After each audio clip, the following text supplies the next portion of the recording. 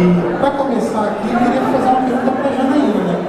Janaína, eu queria que você falasse para o pessoal do que se trata o MinoDay, por que ele foi criado, quais são as suas expectativas, como está sendo o retorno até agora. Obrigada. É muito legal ver tanta gente aqui assim. O MinoDay começou ano passado, ele é uma evolução de um evento que a gente fazia, chamava o Toda Mino. Acho que algumas pessoas daqui participaram do Toda Mino. Que era um evento que sempre antecedia o Fast Comics, né? O saudoso Fast Comics. E com os jogos traziam os autores, a gente aproveitava e fazia um evento antes, que era um jeito de todo mundo, reunir todo mundo da editora. Quando o Fast Comics acabou, a gente ano passado criou o MinoDay, mas não conseguiu reunir os autores. Foi mais um evento de vendas e um bate-papo aqui, e teve a convocatória do Tabu, que agora deu frutos e está aqui esse ano. Muito legal. O MinoDay é uma oportunidade, as pessoas pensam que o MinoDay é um evento de compra. O MinoDay é um evento de compra também, mas o MinoDay é um evento de celebrar Mino e celebrar a felicidade de ter tanta gente legal como a gente.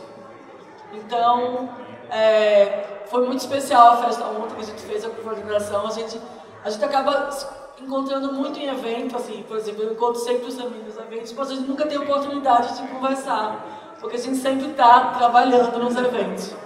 E aí, proporcionar espaços de convívios é muito importante, principalmente quando você trabalha com criação e fazer encontros, isso é sempre muito gratificante.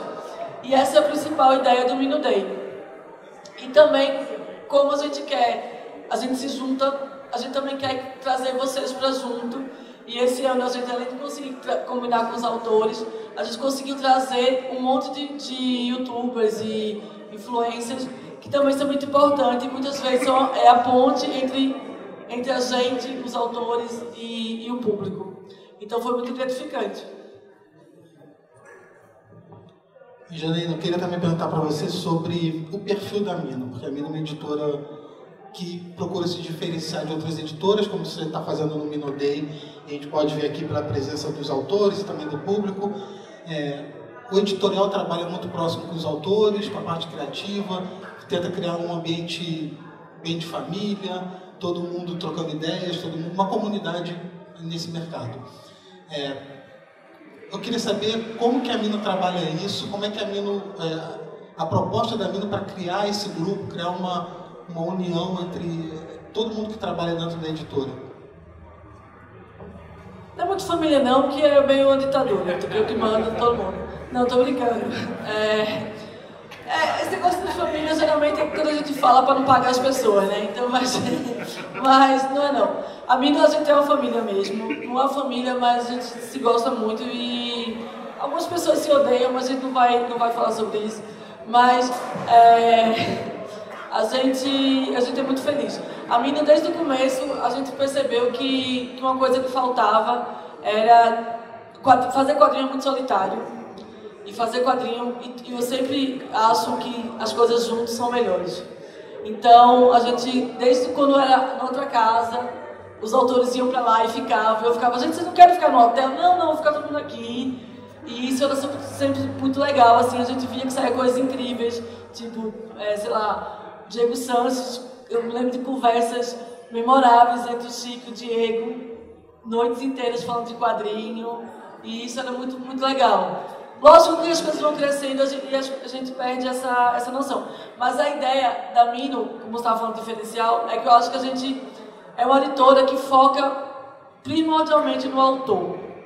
A gente não tem muito interesse em trabalhar quadrinho assim, porque vai vender esse título e tal. A gente gosta de trabalhar com autores que a gente acha que tem uma coisa interessante para dizer.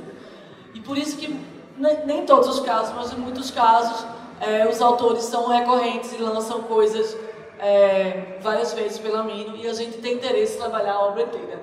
Sempre quando eu chamo alguém para trabalhar, eu nunca falo, eu quero aquele livro seu, ou eu quero esse projeto que eu vi em algum canto. Eu sempre falo, o que é que você tem para me dar? Eu quero trabalhar com você. Vamos achar um jeito de trabalhar junto. Porque eu quero trabalhar com aquela pessoa, muito mais do que publicar aquele livro. Até com o Pope, por exemplo, até com o Pope. Eu não cheguei pro Pope e falei, eu quero lançar Heavy Liquid ou Scrap ou qualquer coisa. Eu falei, eu quero trabalhar com o Paul Pope. Se eu tiver a oportunidade de trabalhar com o Paul Pope, vai ser incrível. Isso foi com todos eles. E são sempre, e assim, eu me sinto muito, muito privilegiada. Eu acho que eles são muito bobos de me ouvirem de alguma forma. E eu sou muito privilegiada, porque são pessoas realmente incríveis. Só uma coisa, sobre curadoria, é mais ou menos o que eu gosto. É isso, a curadoria também. Bom, então eu vou deixar vocês conversarem com os autores, cada um vai falar dos projetos passados, presentes e futuros. Vão discutir várias coisas aqui, vocês vão poder também fazer perguntas daqui a pouco. Obrigado pela presença de novo. Obrigado, querido Samir.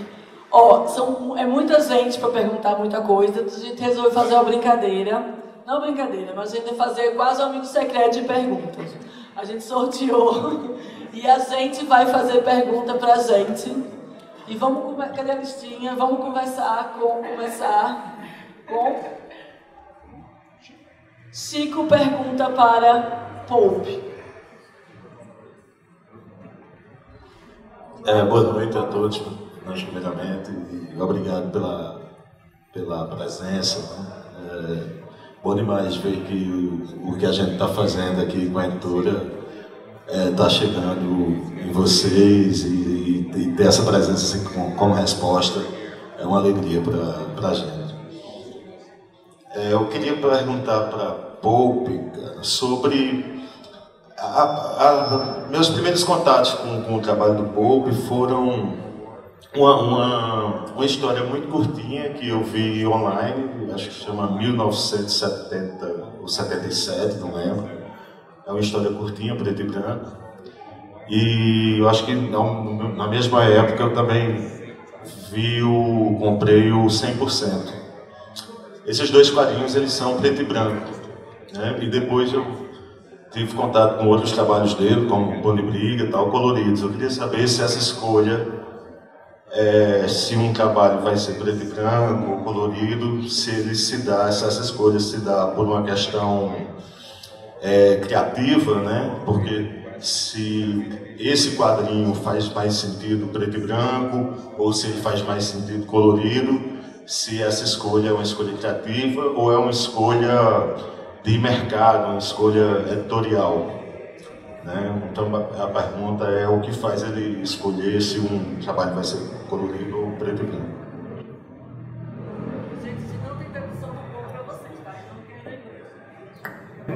I have to speak in English, so I understand the question. There's two sides to the cartooning. There's the artist and there's the commercial artist. When it comes to Batman, Spider-Man, those things, editorial has an opinion, and it's color. Nos quadrinhos mais comerciais, o editorial tem uma opinião que é cor. But my preference as an artist is to work in black and white because it's pure. You know, line is pure, and so the work that you mentioned is for me more personal. A minha preferência pessoal seria preto e branco, por ser mais puro.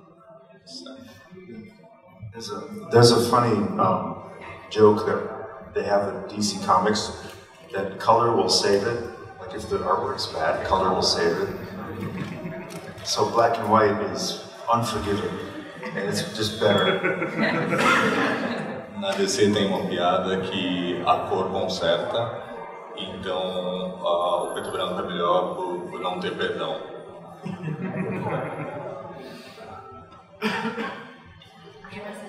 Agora não, agora eu vou se liga. Quem respondeu a pergunta?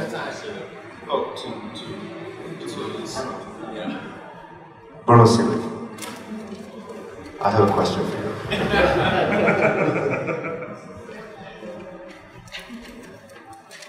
How do you see the nature of Brazilian cartooning emerging in the world today?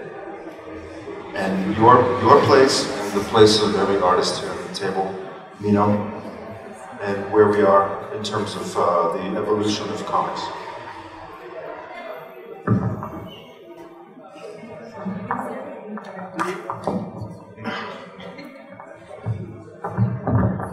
Oi, tudo bom? Então, a gente fez uma pequena... Perguntei para ele antes a questão que ele ia me fazer, ele me veio com essa questão. E eu tô há umas 5 horas pensando sobre essa questão. Eu conversei com todo mundo aqui sobre essa questão e ela é muito, muito, muito ampla, né? Eu posso falar que aqui na Mino mesmo, eu conheci grande parte dessa galera que faz parte da Mino ontem. Principalmente as meninas, elas têm não sei se é um coletivo, um projeto juntos, né? Que eu não conhecia também. E eu fui conhecendo agora, no caminho para cá, o Instagram delas e vendo que tipo de trabalho que elas têm, porque como eu trabalho, e a grande maioria da galera que trabalha sozinho em casa, aqui é o momento da gente conversar com pessoas que têm trabalhos diferentes da gente. Então, eu não sei responder essa pergunta. Eu tentei responder e eu realmente não sei como eu ver o quadrinho nacional, em que categoria que ele está, né? A gente conversou sobre que tipo de escola ele vem, se ele vem de uma escola mais europeia, se ele é uma mistura de uma coisa americana. E a resposta aqui na Mino, ela já é muito plural. A gente tem muita coisa muito diferente, que fala de assuntos muito diferentes, né? E eu acho que isso só pode ser bom pro quadrinho, né? Porque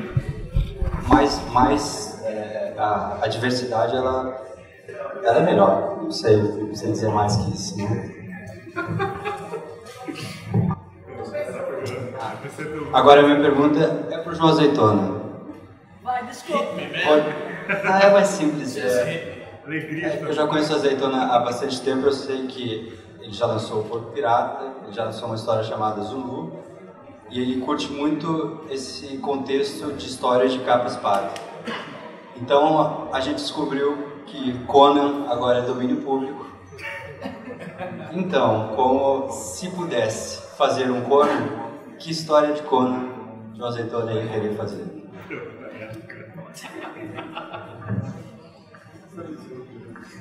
Tá em domínio público agora. Bom, obrigado, gente, também. Quero agradecer todo mundo aqui, presente de todo mundo. Acho muito legal ver isso e ver esse interesse, essa coisa legal dos quadrinhos. A gente vê que cresce cada vez mais e é o que a gente quer, que todo mundo quer, né? Todo mundo tenha mais contato e que a gente cada vez mais veja essa coisa crescer e se espalhar cada vez mais, né? Do Conan, o que eu faria do Conan, todo mundo sabe da minha paixão pelos desenhistas argentinos e eles influenciaram muito o jeito de eu desenhar, principalmente finalizar a minha arte final, principalmente. E tem uma história que eu tinha falado pro Bruno, que é desenhada pelo Jorge Zafino, um dos desenhistas argentinos que eu mais adoro. E durante muito tempo eu procurei essa espada selvagem do Conan. Saiu aqui no Brasil o número 75. E eu fiquei muito tempo buscando, fiquei muito tempo procurando e tal. E aí um dia no eBay eu consegui achar. E é a mesma dupla criativa que fez o Winterworld, né? Que teve uma edição nacional, saiu o Mundo Invernal e tal, eles relançaram e tal. E eu falei, é o Chuck Dixon escrevendo e o Jorge Zafino desenhando Conan. Tipo, cara, isso é demais, né? Então eu criei uma expectativa gigantesca, né? Daí fui lá no eBay, pedi, foi super barato, acho que foi tipo uns R$15 a revista. Beleza, fiquei esperando ansiosamente, chegou lá em casa, primeiro eu fui olhar, eu tenho uma característica específica, não sei se é exatamente um defeito, mas eu gosto muito, o quadrinho para chamar minha atenção, eu tenho que graficamente ele tem que chamar minimamente a minha atenção. Tem clássicos que eu sei que são clássicos, são muito bons, e eu não comprei por conta que o desenho não me agradou muito, né? Ou a narrativa, o jeito que o cara contou a história não me agradou muito. E eu fui direto ver os desenhos do Zafino, né? botei em cima do sofá, fiquei olhando aquilo, falei, meu Deus, isso aqui deve ser maravilhoso, e pá. Cara, a história é ridícula. A história é simplesmente ridícula. Quando eu terminei de ler, assim, eu falei, mas que história mais triste, mais horrível. Mas os desenhos são lindos, os desenhos são maravilhosos. Eu não vou estragar a surpresa, quem quiser procurar, dê uma procurada, veja se consegue. Mas a história, eu de antemão já falo, a história é ridícula, mas é maravilhosamente bem desenhada. Se eu pudesse fazer alguma história do Conan, eu acho que eu faria a continuação dessa história. Eu pegaria da onde o Chuck Dixon parou e seguiria, faria mais uma edição especial e aí terminaria essa história de um outro jeito, porque, cara, é muito ridículo, vocês precisam dar uma olhada. E é isso. Agora eu pergunto para Chico, é isso? Agora pegou, Chico Lixo. Agora pegou. Eu acho que eu conheci, eu virei brother do Chico antes de conhecer muito a fundo o trampo do Chico. A gente tem algumas preferências por bebida e sinuca, que são coisas... E o Conan, né? Coisas que a gente divide aí.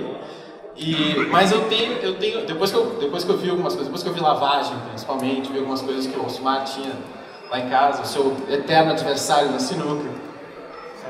Eu queria saber de processo, efetivamente. Eu gosto de dar aquele passo atrás e saber do artista se efetivamente é uma preocupação tua a narrativa nas páginas. Ou aquilo vai fluindo simplesmente, você vai fazendo layouts e depois passa para as páginas, ou não, elas já saem meio resolvidas e você sai... Porque eu vejo muito do que eu vi do teu trampo até agora, é muita coisa, é muito fluida a narrativa e tal, e eu queria saber se isso é efetivamente premeditado, se é deliberado isso, se você pensa nisso efetivamente, ou não, ou se é uma coisa, tipo, a tua finalização é linda, adoro, mas a narrativa mesmo, a construção ali, como é que ela acontece? De onde é que você sai para chegar até nela?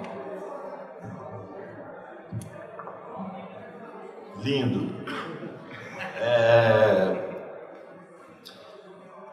O meu trabalho do esboço, do primeiro esboço até a finalização da página, não é uma coisa que seja particularmente complicada, não. Assim, para mim, eu desenho e finalizo com certa facilidade até. Eu perco mais tempo justamente pensando o que é que eu quero colocar nessa página, né? E na página seguinte, a dinâmica, o ritmo, a fluidez da sequência é o que mais me dá trabalho, assim, é onde eu gasto mais tempo pensando por que essa página assim, por que o formato desse quadrinho assim, né? Porque 10 páginas sem nenhuma palavra, né? Então, o que eu quero extrair do espaço da página é o que realmente é onde eu gasto a maior parte do meu esforço.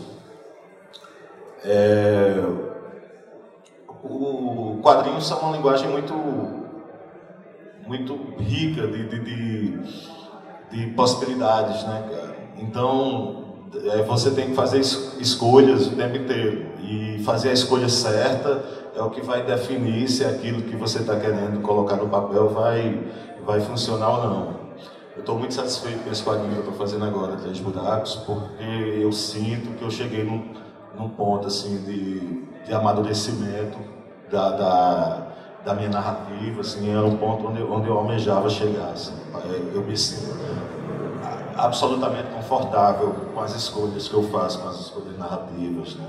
Com as escolhas gráficas. E também eu acho que é o quadrinho meu que o desenho está mais bem resolvido, mais bonito. E isso facilita também, assim, porque eu sei o que eu quero fazer e eu acho que eu cheguei num ponto de habilidade técnica que propicia que eu consiga botar no papel aquilo que eu tenho na cabeça. Não sei se eu respondi de maneira clara, mas... Estou satisfeito. Passa para... Já era. Boa noite, gente. Eu sou a Jéssica, eu vou fazer uma pergunta para a Laura. E, assim, é mais uma pergunta no aspecto gráfico, visual do seu trabalho, assim, que me encanta bastante, que parece que tem um movimento nos seus desenhos. Não sei explicar isso direito, mas parece que as coisas estão sempre derretendo ou se esticando ou coisas do tipo. Elas estão sempre desmoronando de alguma forma. Isso é muito claro, esse movimento, por mais que sejam desenhos estáticos. E a pergunta é basicamente como que você chegou nessa solução gráfica, o que te influenciou, o que te ajuda a criar esse movimento visual mesmo. Eu não sei, eu vejo bastante isso, principalmente no Queda, né? E isso é basicamente isso. Boa noite, eu sou o Laura. A Jéssica falou, no Queda, tô com dor de garganta, gente, desculpa. No Queda, ele é o meu gibi mais derretido, eu acho, nesse aspecto. E no Queda foi bem intencional fazer isso. Eu acho que eu já quero comentar com você já que eu tô começando a estudar animação e eu acho que o estudo de animação traz uma fluidez pro desenho, assim, você tem que ficar, os animatics, né, você fica fazendo vários rabisquinhos, tentando pegar a dinâmica, assim. E eu acho que tem algo disso que apareceu. Mas no Queda eu realmente fiz uma decisão de derreter os cenários e os personagens, né, meio que intercaladamente, assim. E eu trabalhei muito com foto, nos ângulos muito esquisitos, na verdade. Eu, às vezes, deitava no chão, assim, tirava uma foto de uma rua e depois eu ficava olhando para essa foto, tentando... Tem umas coisas que são realistas, tipo, elas existem, mas a gente não está acostumado a ver elas, né? Elas são esquisitas, assim. E é uma história sobre estranhar coisas que eram... Não eram para ser banais, mas coisas que acontecem, assim. Então, foi uma solução que eu tentei usar. E é isso. Eu pergunto pro Célio. Perguntar pro Célio. Eu queria te perguntar, na verdade, no Garotos do Reservatório, você escreveu o texto. Você entregou esse texto para uma pessoa desenhar, né? O Fábio. Eu queria saber como é que foi esse processo de outra pessoa desenhar o que você escreveu. Vocês foram no design dos personagens, a decoração das páginas, ele te mostrou tudo pronto no final, vocês foram vendo juntos, como é que foi pra você ver o seu texto pipocar, assim, versão desenhada? Bom, em primeiro lugar, eu quero agradecer que não tenha sido eu que desenhou, entendeu? Porque ia ser horrível se caso fosse. Mas então, eu escrevi um roteiro completo, eu tinha mais ou menos uma ideia que seriam os personagens. Aí o Fábio pegou e leu o texto, e ele pegou e entrou com o input dele, entrou com como ele viu os personagens, alguma coisa para alterar, alguma coisa eu falei, não é bem assim, aqui tem que mudar, porque é isso. Mas eu acho que a gente teve um bom contato, desse modo, teve uma boa troca do que funcionava e do que não funcionava. Não, foi tendo uma troca, foi tendo interesse em pegar e mostrar e tal.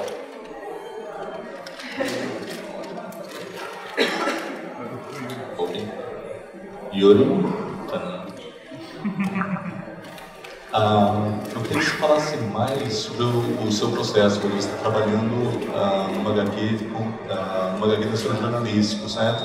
Eu queria que você falasse um pouquinho mais do processo de trabalhar dentro desse gênero de HQ.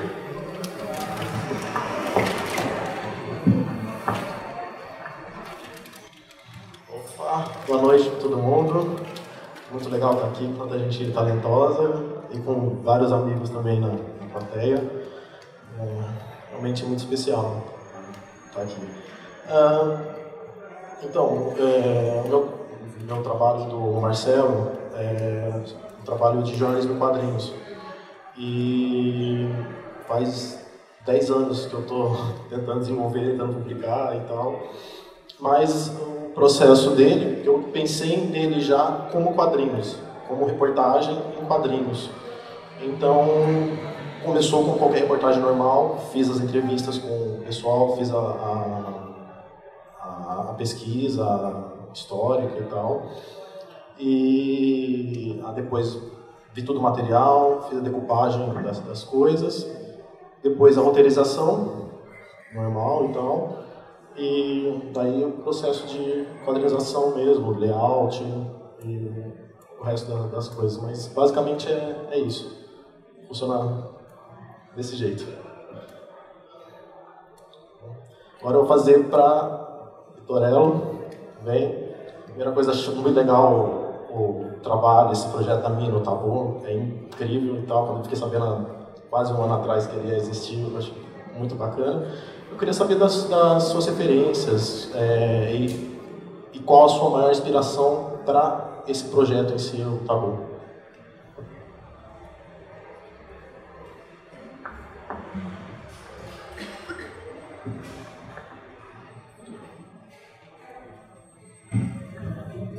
Boa noite. Ultimamente eu tenho tido como maior referência publicações mais antigas eu tenho pesquisado muito na internet e também alguns livros aquele estilo meio old school de publicação velha que você vê as irregularidades, os tipos e uma arte mais ornamental, meio ligada à arte folclórica também. E por algum tempo eu tinha na cabeça que eu só podia fazer quadrinhos com desenhos e eu estou tentando me deixar experimentar mais com a linguagem no sentido de adicionar mais texturas, colagens, retículas também. E eu acho que é isso, eu estou tendo uma referenciação meio histórica quase. E para minha história da Tabu em especial, eu tenho pesquisado ilustrações feitas em estilogravura, principalmente pelo contraste dos pretos. E eu tenho trabalhado muito com as texturas do grafite mesmo. Isso. Minha pergunta é para o Diego. Hoje nós tivemos longas conversas sobre assuntos divertidos que nos interessam, como espadas e plantas. E você mencionou que você tem estudado muito gravura também, que eu achei interessante, em livros antigos, que é uma coisa que eu estou fazendo também. E eu fiquei curiosa sobre seus projetos futuros, se de alguma forma você pretende usar esse conhecimento.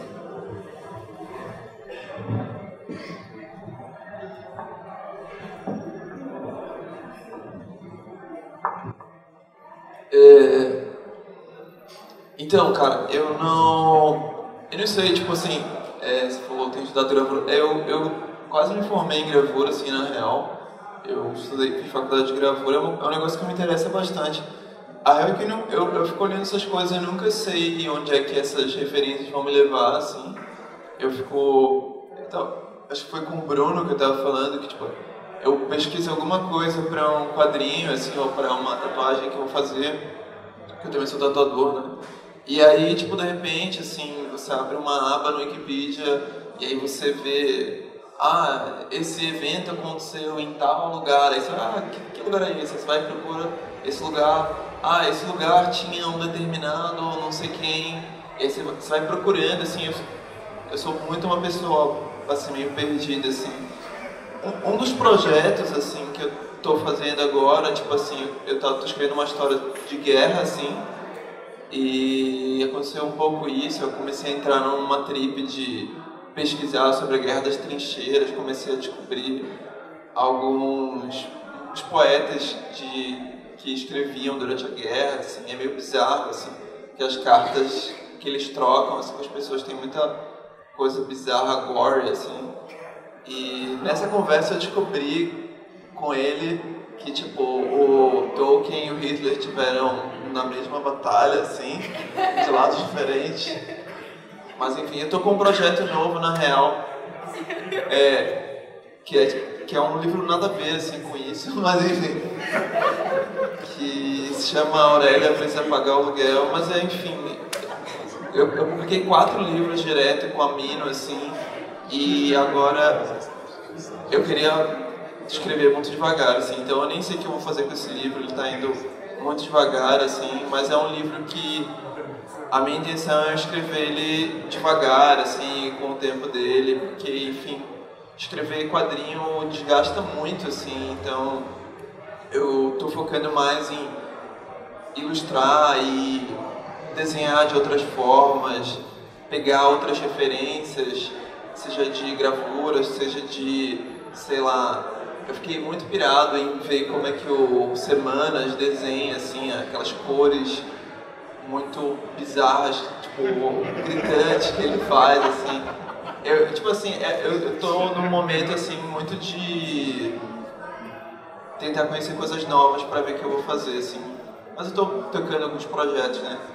Como eu tava falando, tipo assim, eu tô falando dessas conversas todas porque a gente ficou conversando, assim, a tarde inteira, né? Foi muito massa. Eu tava falando com o Chico sobre isso, de que a gente... tipo, hoje em dia eu entendo muito o Chico que tem 1 trilhão de quadrinhos, assim, engavetados, assim, que ele não sabe pra onde vai, porque eu tô chegando nesse ponto que eu começo uma parada, aí, tipo, eu já não sei o que eu vou fazer. Enfim, acho que... não sei se respondeu. Eu vou perguntar agora pra Jéssica, que, enfim, a Jéssica tem um trabalho que, tipo assim, a gente meio não ensaiou, mas eu falei pra ela que eu ia fazer essa pergunta, e aí eu queria confirmar com ela, e aí eu sinto que o trabalho dela, tipo, explora, tipo assim, não se limita a isso, obviamente, mas, tipo, explora bastante autobiografia e autoficção, né, que são temas que me interessam bastante, assim, e eu queria perguntar pra ela, tipo assim, a vida, ela é cheia de hiatos, de acontecimentos, cheia de coisas muito chatas, ou que pra gente pode parecer interessante e pro leitor completamente desinteressante e desnecessário, assim. E eu queria perguntar pra ela, do ponto de vista do autor, que de alguma forma tem que entreter um leitor, tipo, como é que ela faz essa filtragem do substrato na vida, o que é interessante só pra você e o que é interessante para o leitor quando você faz autobiografia ou autoficção.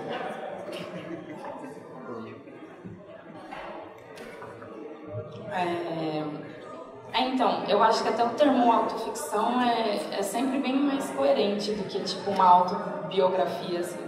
Faz sentido também, né, a autobiografia, mas o autoficção engloba esse outro fator que é a edição dos fatos, assim, né, que eles não estão lá. É impossível você ter um material artístico ou literário, sei lá, que é arte também, enfim, que você não edite realmente as coisas e tem um tipo de escolha, né? Ou modificações em prol da narrativa e coisas assim.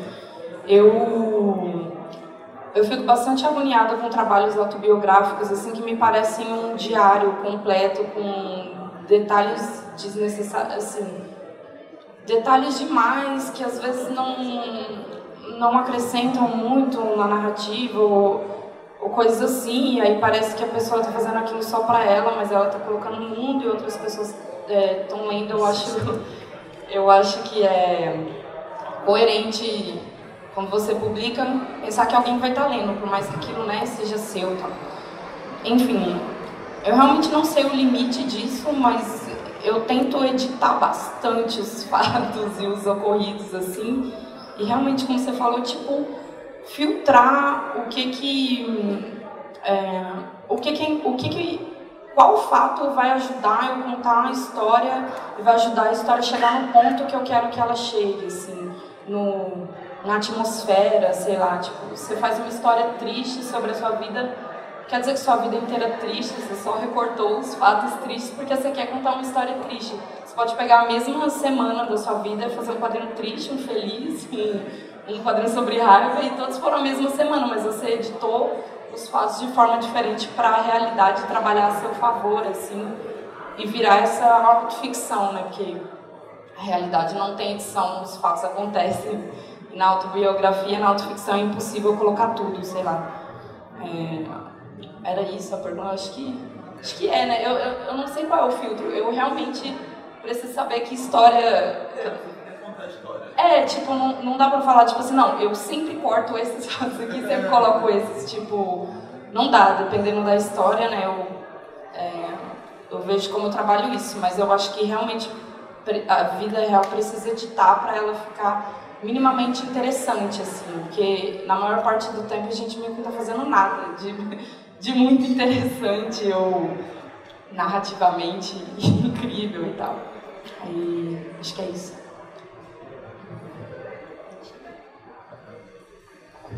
Boa noite a todo mundo, eu sou o Alexandre, pergunto para o Pedro. Não vou perguntar de Diana, Pedro, eu ia perguntar por que você fez 3 versões do mesmo quadrinho, mas não vou perguntar porque eu não quero saber. Mentira, eu perguntei ontem, já sei por quê. Mas eu queria saber que você começou muito cedo fazendo quadrinhos com a sua patota. Você começou trabalhando no jornal, né, com 14 anos, se não me engano, né?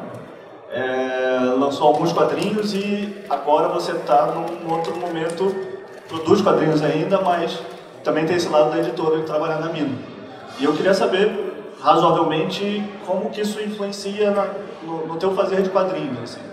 Se, não só de volume de produção, mas como trabalhar do outro lado acabou te afetando o que você produz. Acho que é isso. Parabéns pela sua pergunta, Alexandre. Legal a pergunta mesmo. Na verdade, eu acho que eu tenho me perguntado muito isso também, desde que eu entrei no backstage também, de algum jeito, assim. Por mais que meu trabalho de tempo integral não seja Mino, ainda seja refazer o mesmo quadrinho 3 vezes durante o decorrer dos anos, acaba que tem certos períodos, principalmente esse que nem agora, de evento e tal, que minha vida inteira se volta para editora, assim mesmo. E eu acho muito difícil mensurar como isso afeta o meu trabalho criativamente, porque eu acho que assim, a efervescência a criativa de estar em contato com tantos autores e autoras ao mesmo tempo e poder tipo, espiar no núcleo do desenvolvimento dos projetos, assim, com certeza me afeta muito. Eu tenho certeza que eu roubo um pouco de cada pessoa, assim, de algum jeito, tipo, seja de processo ou de desenho. É legal, tipo, ver uma página do Chico se construindo, assim, sabe, conforme a Jana vai editando um quadrinho com ele, ou ver como as meninas do Tabu estão desenvolvendo histórias com temas super complexos, assim, são coisas super interessantes criativamente. Mas acho que o que eu aprendi mesmo, assim, foi mais a parte técnica, na verdade, que eu acho que é uma coisa que eu nunca tinha parado para pensar. Eu acho que o quadrinho, justamente pra gente ficar tão sozinho, assim, é difícil, às vezes, de você ter uma visão realmente profissional de quadrinhos, porque você não está envolvido em ambientes profissionais, você não tem contato profissional com as pessoas. Aí acaba que, às vezes, vira meio uma, sei lá, às vezes uma egotrip ou uma picuinha, assim, só, sabe? Então, acho que foi muito bom tá do lado de trás de uma editora e ver quanto incompetente tem no quadrinho. Não, brincadeira. e ver tipo, como é sério fazer quadrinho, assim, sabe? Tipo, como tantas pessoas trabalham num quadrinho, além de um autor, na verdade, sabe? De uma editora, uma gráfica, um designer que faz o livro, sabe? É um trabalho muito sério, assim. Eu acho que, na verdade, me incutiu, não quer dizer que deu certo, né? Mas eu pensei muito sobre isso. Sobre ter um senso profissional, assim, sobre como...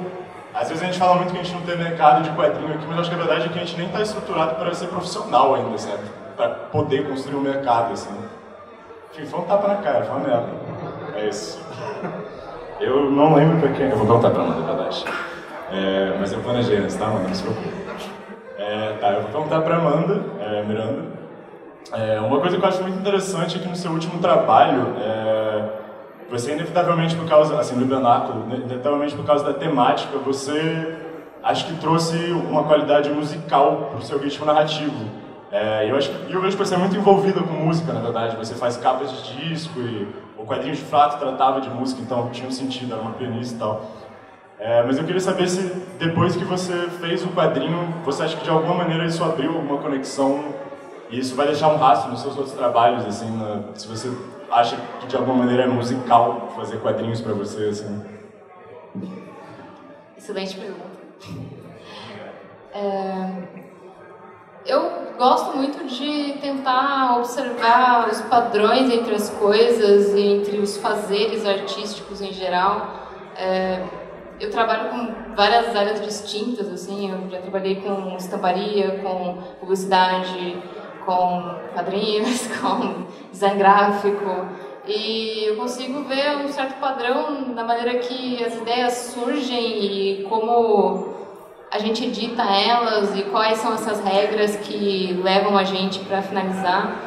E o quadrinho, esse específico, ele surgiu justamente dessa pesquisa que eu estava fazendo a respeito de ritmo narrativo dentro de quadrinhos. E me interessou buscar quais eram os pormenores que os músicos usavam para criar esse ritmo musical. E também acabei caindo no ritmo poético. E existem coincidências muito interessantes entre todos esses meios, entre o silêncio e o nada, e como essas coisas podem afetar diretamente no ambiente que você está convidando o leitor para entrar, né? Como isso pode ser um recurso narrativo de fato, né? Como isso pode contar várias coisas também diretamente para o leitor. Acho que é isso. Agora eu vou perguntar para Semanas. Semanas, eu queria perguntar para ti a respeito... Eu sei que você também trabalha bastante com publicidade. E queria saber como que a comunicação de massa acaba influenciando a maneira que você toma uma narrativa.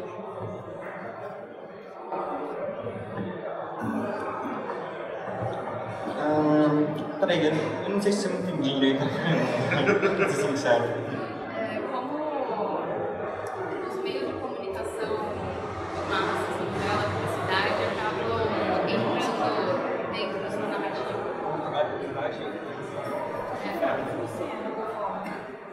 Bom, assim, o que pagou minhas contas desde sempre foi a publicidade, e eu trabalho com animação para publicidade. E assim, quem conhece meu trabalho, principalmente agora o Holy Poly, que foi o primeiro quadrinho que eu fiz, consegue ver ali que tem muita referência direta a advertisings, a moda, tem realmente anexos, assim, literalmente de propaganda de celular, fictício e tal. E eu gosto bastante dessa linguagem, assim, eu trabalho com isso, assim, eu não gosto de trabalhar já com publicidade, mas eu gosto dessa parte gráfica que a publicidade tem. Então eu gosto muito de simular, colocar nesse universo essa identidade que forma essa sociedade ali fictícia, né? Então tem essas... porque é uma identidade que rola no nosso mundo e eu quero fazer isso rolar naquele mundo também. Então, assim, tudo que eu aprendi de design gráfico, de tipografia, de animação, veio da publicidade e eu coloquei isso assumidamente ali no quadrinho para fazer esse universo ficar mais crível, assim, para ficar além de ser também um apelo visual, que eu acho que é bonito, assim, mas para dizer que, cara, essa comunicação em massa está rolando aqui e rola lá, e é um personagem importante para criar esse universo, e deixar um universo que realmente existe, a gente consiga se identificar, já que a gente vive num desses. Então, me ajudou, trabalhar com publicidade me ajudou tanto para aprender a fazer parte gráfica, quanto conceitualmente criar um universo que é movido pelo capitalismo e é isso, não? Eu vou perguntar para a Janaína agora. Além de se trabalhar como a dona da empresa aí, na firma, você também criou histórias e escreveu bastante da vida. E eu queria saber como é que é o processo de você criar personagens para essas histórias, assim, se é coisa baseada mais em você, pessoas que você conhece, como é que você constrói esse personagem? O Chico uma vez me ensinou a dar uma resposta para uma pergunta que é recorrente, que não foi o que você fez, mas que às vezes perguntam pra gente: quanto tem de você nesse quadrinho? E aí desde então eu uso a resposta do Chico, que é uma coisa tipo 67,3%. Não, mas eu tô brincando. Todos os personagens de todos os meus quadrinhos sou eu. Ou sou eu de alguma forma. Sou eu porque sou eu, e a dificuldade para mim é achar um eu que não seja tão na cara eu. Mas às vezes as pessoas começam a fazer quadrinho, cada pessoa tem um processo. Quadrinho não, mas eu já escrevi mais textos para outros veículos que não quadrinhos. Mas às vezes as pessoas começam pela história e eu normalmente começo pelas pessoas. Geralmente às vezes tem uma cena ou uma ideia ou alguma coisa que tem pessoas ali. E aí para escrever eu preciso saber quem são essas pessoas. Então muitas vezes eu escrevo muito sobre essas pessoas, coisas que não vão entrar no quadrinho. Por exemplo, estou escrevendo Diana, e eu sei uma briga que ela teve com um moleque da escola quando ela tinha 12 anos. E eu escrevo sobre isso, sobre o pai dela, que teve um trabalho que foi demitido. E nada disso vai entrar no quadrinho. Mas eu escrevo sobre essas coisas para entender essas pessoas por quem vai acompanhar. E na hora que eu conheço bem essas pessoas, eu começo a entender que elas não são tão eu. Eu consigo distanciar elas de mim um pouco, dando substância para elas viverem um pouquinho afastadas de mim. E aí elas começam a me contar uma história, de alguma forma. Lógico que também não é uma coisa, sabe, super bicho grilo, Pedro Cobiaco, vamos fazendo aí. Mas tem uma estrutura, tem onde eu quero chegar, que às vezes muda, mas para mim funciona muito assim. E o Pedro, que acompanha muito, sabe que é muito real, assim. Eu não reescrevo muito, mas eu escrevo muito em volta para escrever aquilo, assim. Então eu escrevo páginas e páginas para sentar e escrever um diálogo. Mas eu não reescrevo esse diálogo por páginas e páginas. Respondi? Tá bom, e eu pergunto para Marcelo Costa. Queridão. Eu estava pensando na sua realidade, você já nasceu dividindo tudo. Você já nasceu numa cor, uma parceria. E aí eu fiquei pensando que você trabalha muito com seu irmão. E agora você está fazendo um projeto com o Yuri. E você tem uma carreira brilhante, que eu acho incrível, de colorista, que é também trabalhar muito com os outros. E está muito aberto a trabalhar com os outros.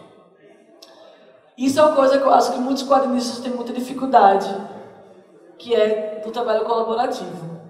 Não sei por você ser, né, ingênuo assim, você já nasceu colaborando, mas eu acho que você tem uma facilidade muito grande e acho que você entende muito bem isso, assim. E aí eu queria saber como é a diferença em trabalhar com seu irmão, que é uma coisa que eu imagino que seja muito mais uma troca, de que trabalhar com um projeto como Yuri ou como colorista, que é uma coisa que é um trabalho de outra pessoa que você assume já pronto. Eu queria saber essa diferença, porque você é o cara que mais colabora que eu conheço do quadrinho nacional.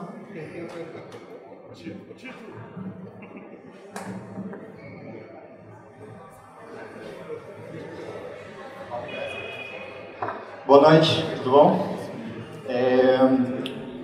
Eu trabalho desde sempre com meu irmão e é uma parceria assim desde o ventre, né? É uma coisa muito fácil, assim. A gente se conhece tão bem, sabe?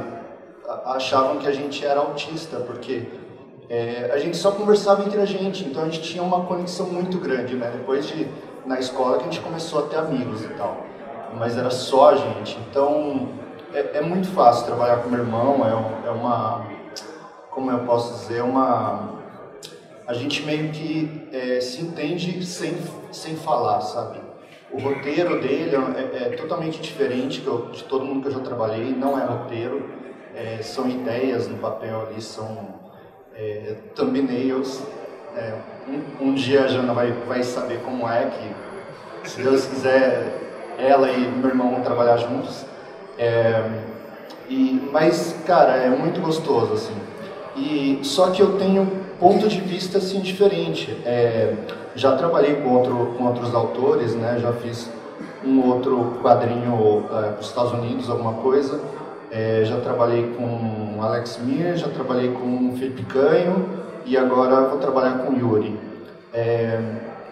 Eu sei dividir bem. Eu gosto de trabalhar com meu irmão porque a gente se conhece muito bem, a gente nasceu junto.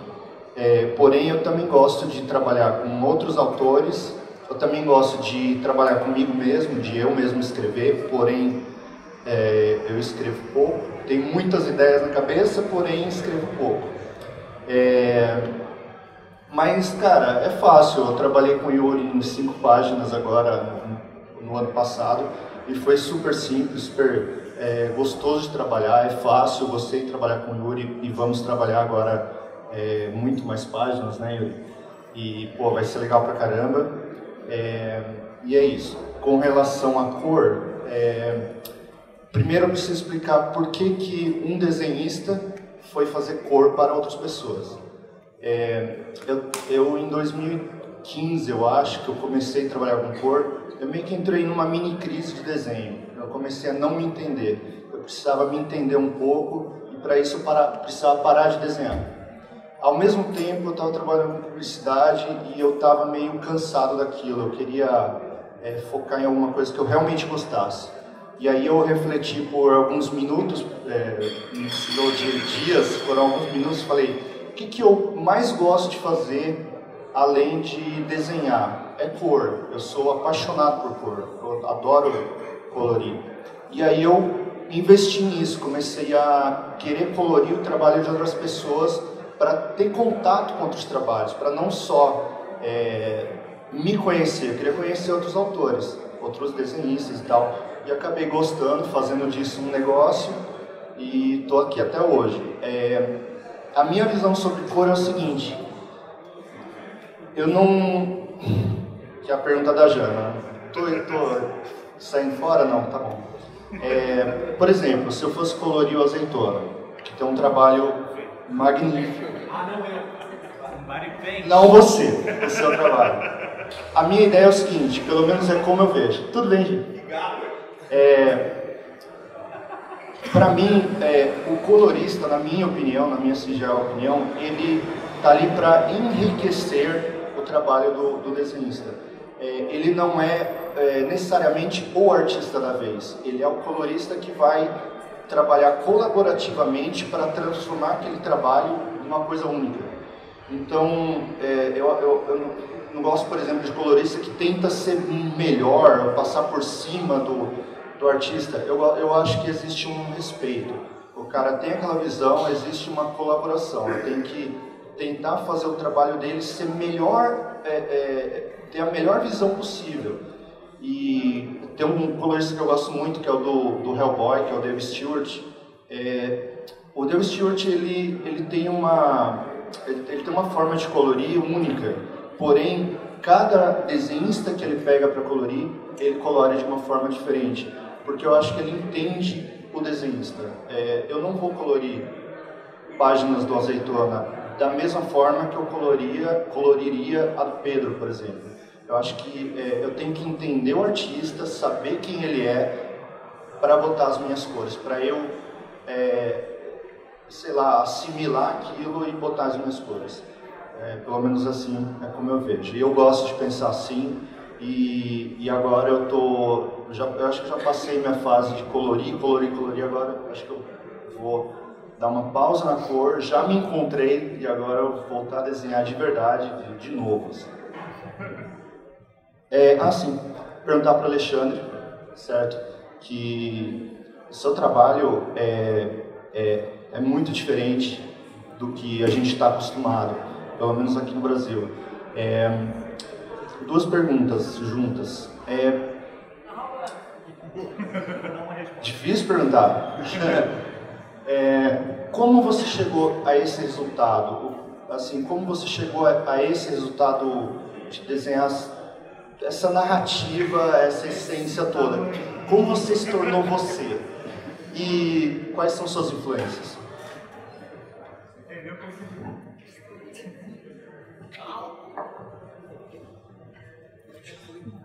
Eu acho que o estilo acabou se desenvolvendo por falta de capacidade, assim. De verdade. Eu sempre gostei muito de desenhar, mas eu nunca tive nenhuma facilidade com o desenho. Não é uma coisa natural para mim, assim, é uma questão de persistência, de tentar formas de desenhar e tentar aprender, e tentar copiar, e tentar fazer um monte de coisa, mas para mim o desenho não é uma coisa fácil. Então eu acho que isso acaba chegando com tentativa e erro, de tentar produzir, tentar fazer coisas e encontrar soluções que consiga representar o que eu quero representar na narrativa e ao mesmo tempo que me agrade de forma estética. Só que é muito difícil, então eu tento, eu não sei, foi assim, tentando, errando e tentando, e uma hora eu falo, isso aqui não tá tão ruim assim. E aí, assim que eu cheguei a ser eu, como você perguntou. E de influência, eu tive muita influência de alguns cartunistas argentinos, o Liniers, o Kioskerman, eu gosto muito, do Troche, do Uruguai, eu gosto muito, o pessoal da Fantagraphics eu também gosto bastante, muito o Chris Ware, quando eu li o Chris Ware eu acabei, eu lia muito super-herói, e depois eu não sabia muito para onde ir, o que chegava no Brasil era meio que super-herói, só isso, pelo menos na minha ideia ou na cidade que eu moro. E eu acabei conhecendo outras coisas que eu não sabia que eram possíveis ser feitas com quadrinho. E aí, lendo isso, esses artistas, eu acabei descobrindo que existem outros caminhos e que também tem pessoas que não sabem desenhar como eu, que conseguem fazer quadrinhos dessa mesma forma. Assim. Acho que é isso.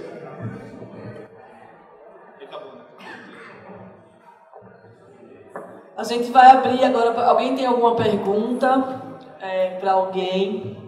E Paulo, a gente vai fazer bem rapidinho essas perguntas da plateia para a gente começar a fazer uma mini sessão de autógrafo.